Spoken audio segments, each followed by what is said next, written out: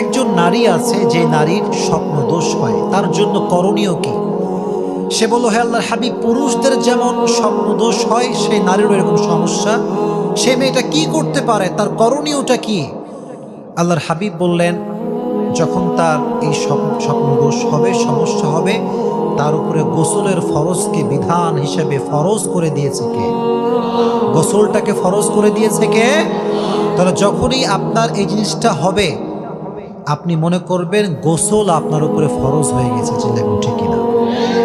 এক নাম্বার করণীয়। আর একটা বিষয় বলি প্রিয় ভাইরা, এটা অনেকেই ফেস করেন, মাসলাটা খুবই গুরুত্বপূর্ণ, ভালো করে শুনবেন। অনেক সময় দেখবেন যে ঘুম থেকে ওঠার পরে আমাদের যেটা ড্রেস, যে পোশাক, এখানে মাঝে মাঝে আমরা তরলতা কিছু দেখতে পাই, তরল দেখতে পাই না, ভিজা, এরকম মাঝে মাঝে। লজ্জা পাচ্ছেন নাকি আপনার? মাঝে মাঝে হয় কি হয় না?